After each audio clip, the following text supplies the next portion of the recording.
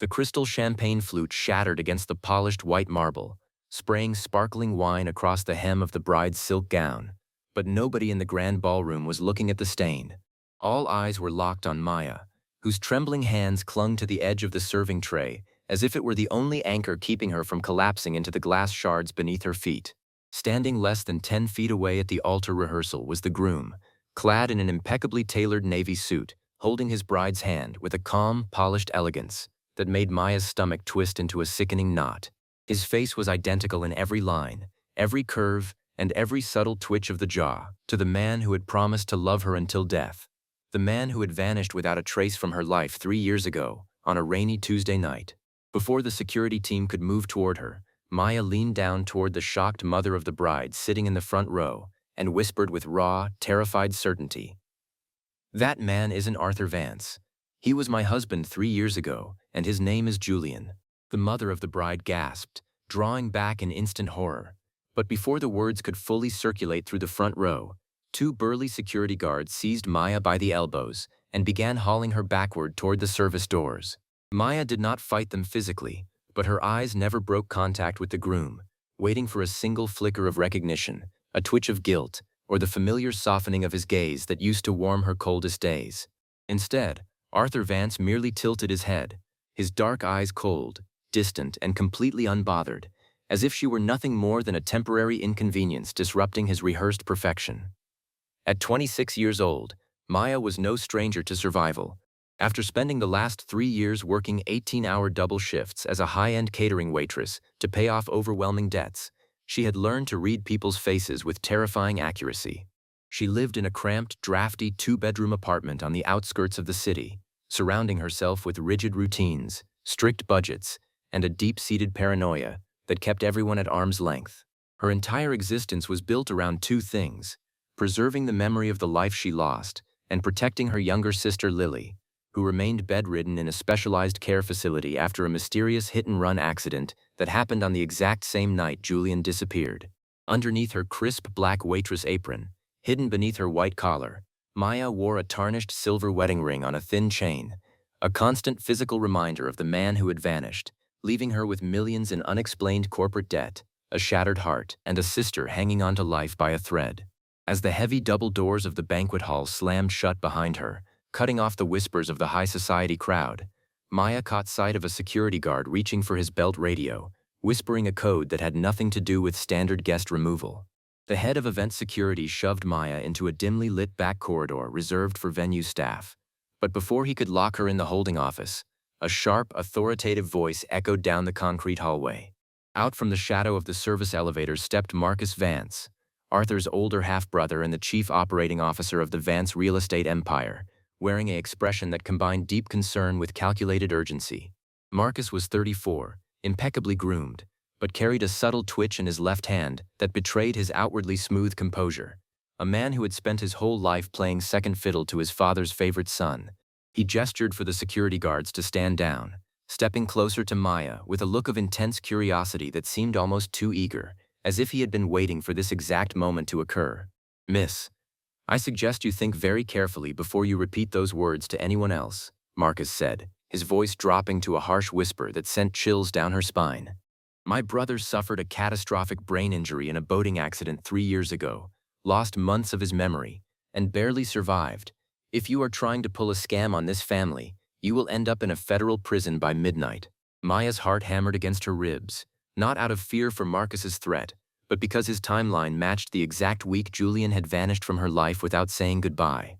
But as Marcus reached into his inner jacket pocket and pulled out a sleek leather wallet, Maya's gaze fell not on the money he offered, but on the small, silver signet ring resting on his pinky finger. It bore the exact same unusual dragon crest as the ring Julian had left behind on their nightstand 3 years ago. Before Maya could demand an answer about the matching crest, the heavy metal door at the end of the hall swung open, and Evelyn, the bride-to-be, marched into the corridor with her silk train gathered in her hands. Evelyn was 28, the daughter of a prominent federal judge whose rulings governed the city's largest corporate bankruptcies, and her tight-lipped expression suggested a woman who viewed her upcoming marriage less as a romantic fairy tale and more as a crucial strategic merger. She didn't look angry at Maya for ruining the rehearsal. Instead, Her eyes darted frantically between Marcus and Maya, filled with a frantic, desperate fear that belied her powerful social standing. "Marcus, leave us alone for 5 minutes," Evelyn commanded, her voice surprisingly steady despite the visible tremble in her hands as she adjusted her pearl necklace. Marcus hesitated, his dark eyes narrowing as he glared at Evelyn with an unmistakable hint of malice, before stepping back toward the main hall, but not before subtly pressing a small slip of paper into Maya's palm as he passed. Once they were alone, Evelyn stepped agonizingly close to Maya, her breath smelling faintly of peppermint and expensive gin, and reached into her designer handbag to pull out a thick paper envelope stuffed with bound $100 bills. "Take this, get on the night train out of the city, and never look back at this family," Evelyn pleaded in an urgent whisper, her eyes full of terror. "If you stay here and force Arthur to remember who he was before the accident, you won't just ruin this wedding, you will get us all killed." Maya stared at the thick envelope of cash, feeling the heavy paper slip Marcus had pressed into her palm, cutting into her skin, her mind spinning with 1,000 unanswered questions. She refused to touch Evelyn's money, stepping back until her shoulder hit the cold concrete wall, her gaze locking onto the bride's pale face with fierce determination. "I don't want your money, Evelyn," Maya said, her voice trembling with a mixture of grief and anger. "I want to know why my husband is standing in there wearing a designer suit while my sister is lying in a care home because of what happened 3 years ago." Evelyn's face drained of what little color remained, her lips parting in shock, as if the mention of Maya's sister was a nightmare she had desperately hoped to avoid. Before Evelyn could reply, the service elevator doors dinged open with a loud chime, and Arthur Vance stepped out into the corridor alone, his coat off, his cuffs rolled up, exposing a jagged white surgical scar running along the inside of his left wrist. Maya's breath hitched in her throat. That scar was identical to the one Julian had received when he pulled her out of a broken kitchen window during their second year together. Arthur stopped dead in his tracks, staring at Maya with an expression that shifted from cold indifference to a sudden, violent wave of agony, clutching his temples as if a deafening noise had just exploded inside his head. "Julian," Maya breathed out, taking a small step toward him, her hand instinctively reaching toward her neck where his old ring hung beneath her shirt. Arthur looked up, his eyes bloodshot and bewildered, his voice raspy as he spoke words that smashed Maya's world into pieces. "I don't know who Julian is, but why do I see your face every time I dream about the crash?" The admission hung in the air like a heavy fog, freezing both Evelyn and Maya in place as Arthur took a staggering step forward, holding his head as if trying to keep his skull from splitting open. Evelyn immediately sprang into action, placing herself firmly between Arthur and Maya, her hands resting on Arthur's chest as she tried to steer him back toward the safety of the main hall. "Arthur, stop it. You're having another flashback. The doctor said you can't stress yourself before the ceremony," Evelyn insisted, her voice tight with panic, but Arthur gently shoved her hands away, his eyes locked entirely on Maya. He reached into his pocket and pulled out a worn silver pocket watch, an antique that Maya had spent weeks hunting down at flea markets to give Julian on his 25th birthday. "They told me I was found alone on a wrecked yacht off the coast 3 years ago," Arthur said, his voice cracking as he held out the watch, revealing the faded inscription on the back. "To my anchor, forever." They told me this watch belonged to my late father, but yesterday I opened the back casing for the first time and found a picture of a girl who looks exactly like you inside. Maya felt her heart tear open as she stepped past Evelyn, her fingers trembling as she touched the cold metal of the watch she had gifted her husband long ago. But before she could ask him how he ended up as the heir to the Vance fortune, the slip of paper Marcus had pressed into her hand seemed to burn against her skin, prompting her to glance down at the scribbled note. "Don't trust Evelyn. She's keeping him drugged. Meet me in the library in 5 minutes if you want the truth about your sister." A cold chill ran down Maya's spine as she looked from the note in her hand to Evelyn, who was now clutching Arthur's arm with an almost desperate, suffocating grip. Arthur looked utterly exhausted, his eyes clouded with confusion and medication, clearly unable to distinguish between his fractured memories and the reality being forced upon him by the wealthy family surrounding him. Maya realized with a sinking feeling that she was standing in the middle of a war zone where every player had a hidden agenda, and she was the only one without armor. She backed away slowly from the couple, slipping the note into her apron pocket and deciding to play along with the chaos until she could uncover who was truly pulling the strings. As she turned the corner toward the grand library, the quiet wing of the mansion felt oppressively still, the thick velvet carpets dampening her footsteps as she moved deeper into the shadows. The library doors were slightly ajar, casting a warm sliver of light across the dark wood paneling of the hallway. But as Maya approached, she heard the muffled sound of two voices arguing fiercely inside. She pressed her ear against the heavy oak door, her breath catching as she recognized the deep, calculating tone of Marcus Vance, talking to someone on an encrypted satellite phone. The waitress showed up just like we planned, but she knows too much about the accident, Marcus was saying, his voice cold and stripped of all the sympathy he had shown earlier. Make sure the transport for her sister at the care facility is delayed. If Lily wakes up before the wedding contract is signed, everything we built falls apart. Maya's blood ran cold, her hand flying to her mouth to stifle a cry of absolute horror as the realization hit her like a physical blow. Her sister's condition wasn't just a tragic consequence of a past accident. Lily was being held as a silent hostage to ensure that whatever dark deal had taken place 3 years ago remained buried forever. Maya took a cautious step backward, intending to retreat into the shadows and call the authorities immediately, but her shoe caught the edge of a heavy bronze floor lamp, sending it clattering loudly against the hard parquet floor. The voices inside the library abruptly cut off, followed by the sound of rapid footsteps approaching the heavy oak doors. Panicking, Maya turned and sprinted down the dimly lit hallway, ducking into the first open door she could find, a small, windowless archive room filled with dusty filing cabinets and stacked cardboard boxes labeled with dates from 3 years ago. She pulled the door nearly shut, holding her breath in the pitch-black space as heavy footsteps passed by in the corridor outside, searching for the intruder. As her eyes gradually adjusted to the darkness, Maya noticed a desk lamp glowing softly in the corner of the room, illuminating an open manila folder sitting on top of an old steel safe. Printed on the top of the document in bold red ink were the words, Vance Holdings, Asset Liquidation and Identity Replacement Protocol. And right beneath it was a photograph of her husband, labeled not as Julian and not as Arthur, but as a high-level corporate accountant named David Miller, who had supposedly died in a car crash 4 years ago. Maya reached out with trembling fingers, picking up the folder as her mind struggled to process the overwhelming barrage of conflicting information. If Julian was actually David Miller, then the entire story of him being the rightful heir to the Vance empire was a massive, elaborate lie constructed by someone within the family. She flipped through the yellowed pages, finding forged birth certificates, altered medical records, and bank transfer receipts showing millions of dollars moving from Vance corporate accounts into a private offshore fund registered in her own sister's name, dated just days before Lily's accident. Maya's breath came in shallow, ragged gasps as the terrible, sickening truth began to take shape in her mind. Lily wasn't an innocent bystander who got hurt in a random hit-and-run. Her sister had been deeply involved in a massive financial scam alongside the man Maya thought was her humble husband. Suddenly, the quiet click of a lock echoed through the small archive room, and the heavy door swung open, casting a tall shadow across the floor.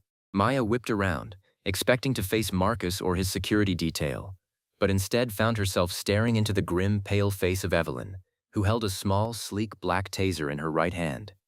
Evelyn did not look angry. Her eyes were filled with a strange, tragic sorrow that was far more terrifying than rage. "You weren't supposed to find those files, Maya," Evelyn whispered, her voice trembling as she slowly raised the taser. "You think you're trying to save Julian from us, but you have no idea that 3 years ago, Julian was the one who was hired to ruin your family." Maya backed up until her lower spine pressed against the sharp edge of the metal desk, clutching the folder tight against her chest as if it were a shield against the mounting horrors of the truth. "What are you talking about?" Maya demanded, her voice shaking with raw emotion. "Julian loved me. He worked 12 hours a day at the garage. He helped me take care of my sister. He built a life with me." Evelyn let out a bitter, lifeless laugh, taking a step closer as the electric hum of the taser crackled softly in the quiet room. "The garage was a front, Maya," Evelyn said, her eyes glistening with unshed tears. "Julian was an undercover financial auditor hired by my father, Judge Vance, to investigate Marcus for embezzling $50 million from the family trust. To get close to the offshore accounts, Julian needed access to your sister's banking network because Lily was working as Marcus's private accountant." The room seemed to tilt around Maya as the foundation of her entire life shattered into dust, forcing her to confront a reality where every memory she cherished was built on a foundation of cold deception. Evelyn lowered the taser slightly, her expression softening into an appeal for understanding. "Julian was supposed to expose Marcus 3 years ago, But he made the mistake of actually falling in love with you. Evelyn continued, her voice dropping to a somber whisper. When Marcus realized Julian was about to hand the evidence to the federal court, he orchestrated the car crash that put your sister in a coma and wiped Julian's memory. I've spent the last 3 years keeping Julian hidden under the identity of my fiancé, pretending he's Arthur, just to keep Marcus from finishing the job and killing him for good. Before Maya could absorb the weight of Evelyn's revelation, a loud, heavy crash echoed from the main corridor, followed by the sound of glass breaking and screaming from the direction of the grand ballroom. Evelyn's face went completely white, her head snapping toward the door as the frantic shouts of guests began to filter down the hallway. "He's doing it now," Evelyn gasped, her composure completely shattering as she grabbed Maya by the forearm with surprising strength. "Marcus knows the court documents are being unsealed tomorrow. He's going to frame Arthur for the missing $50 million tonight and eliminate everyone who can prove otherwise." Maya didn't hesitate. Driven by a primal instinct to protect the man she loved, regardless of his complicated past, she broke free from Evelyn's grip and sprinted back down the corridor toward the ballroom. As she burst through the grand double doors, she was greeted by a scene of utter chaos. Guests were scrambling toward the exits in panic, chairs were overturned, and at the head table near the altar stage, Arthur Vance was lying on the floor, clutching his stomach in agony, his face pale and slick with cold sweat. Standing over him with an expression of cold triumph was Marcus, holding a heavy crystal decanter of vintage whiskey that had been set aside specifically for the groom's toast. "Stay back," Marcus shouted to the remaining crowd, pulling a concealed firearm from his inner jacket pocket and pointing it wildly at the fleeing guests. Arthur collapsed because his damaged heart finally gave out. It's a tragic medical emergency, nothing more. Maya didn't stop running.